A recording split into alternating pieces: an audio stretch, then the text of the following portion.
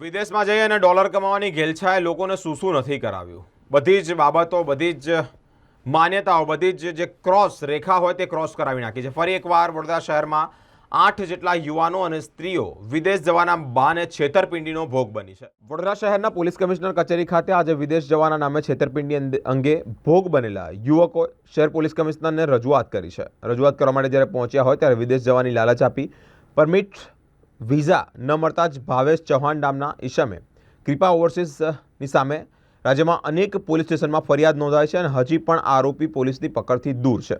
તેઓને ઝડપી લેવામાં આવે અને પોતાના જે નાણાં ગયા છે તે પાછા મળે તેવી આશા સાથે જ આજે પોલીસ કમિશનર રજૂઆત કરવા માટે પહોંચ્યા છે અને આરોપીને કડકમાં કડક સજા થાય તે માંગણી પણ કરી રહ્યા છે। એટલે અમે છે ને મેં પોલેન્ડ જવા માટે બહાર જવા માટે એક વિઝા કન્સલ્ટન્સીને સંપર્ક કર્યો હતો।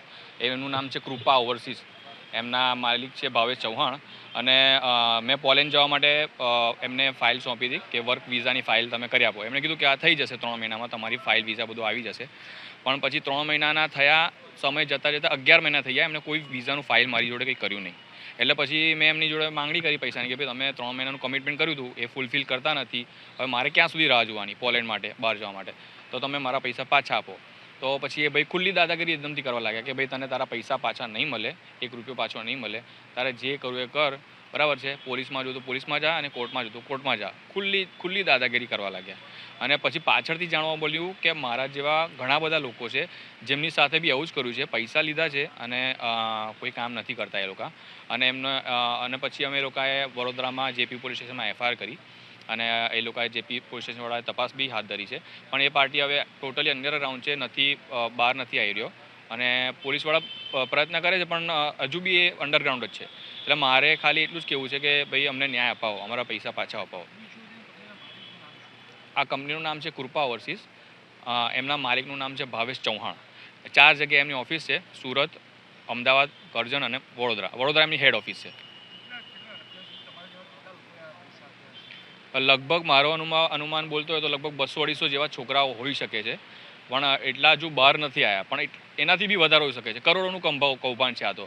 અને બરોડાના જ અમુક એવા વ્યક્તિ છે, અહીંયા સામે જ છે, એમના એક વ્યક્તિના તો 14 લાખ રૂપિયા છે અને અમદાવાદમાં બી એવા ઘણા બધા વ્યક્તિ છે જેના 12 15 લાખ 20 લાખ રૂપિયા છે। અમદાવાદમાં બી એફઆઈઆર ફાટી છે 2 જગ્યાએ, સુરતમાં બી એક એફઆઈઆર ફાટી છે, ભરૂચમાં બી એફઆઈઆર ફાટી છે અને બરોડાની બી એફઆઈઆર ફાટી છે।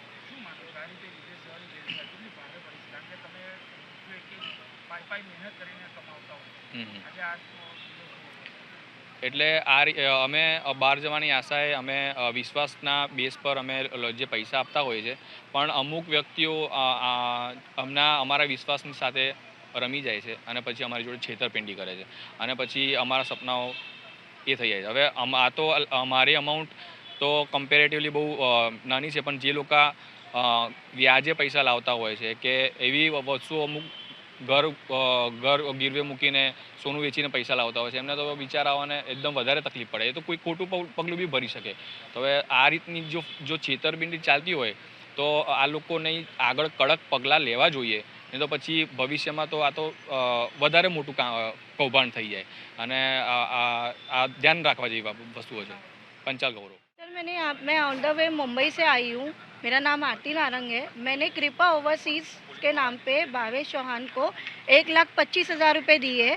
उन्होंने मुझे बोला था पोलैंड के लिए और अभी उन्होंने खाली मुझे वर्क परमिट दिया है। लास्ट 3 साल से वो मुझसे मतलब पैसा ले रहे हैं, रॉन्ग कमिटमेंट कर रहे हैं और अगर मैं रिफ़ंड मांगती हूँ, कुछ बात करती हूँ तो वो मुझे हमेशा चिल्लम चिल्ली करते हैं मेरे ऊपर। रिफ़ंड के मेल भी किए हुए हैं मैंने, उनके रिकॉर्डिंग भी रखे हुए। अगर मैं हर टाइम उनको बोलती हूँ सर मेरा स्टेटस क्या है, मैं कब तक बाहर जाऊँगी, तो वो मुझे बोलता है मैडम आपका प्रोसेस में है, टाइम लगेगा, पोलैंड में से टाइम लग रहा है, वीज़ा की एप्लीकेशन डाली है, वीज़ा नहीं मिल रही है। जब उनको मैं कहती हूँ कि सर मैं पुलिस स्टेशन जाऊँगी, 3 साल होने आए, तो कहते हैं आपको जो करना है कर सकते हो मैडम, मेरी हर जगह पे चलती है, मैं किससे डरता नहीं हूँ, आप पुलिस में जाके कंप्लेंट लिखाओ या किधर भी जाके लिखाओ, मुझे किसकी पड़ी नहीं। वो हमेशा मेरे पे चिल्लम चिल्ली करते हैं और मेरा 1,25,000 उन्होंने लिया हुआ है। 3 साल हो चुके हैं सर, कृपा ओवरसीज़ के नाम पे है। मैंने कंप्लेंट नहीं की है, अभी मैं इसलिए डायरेक्टली यहाँ पे आई हूँ और अभी कंप्लेंट रजिस्टर करने के लिए ही आई हूँ यहाँ पे। मेरा नाम है आरती नारंग, मैं मुंबई से आई हूँ सर।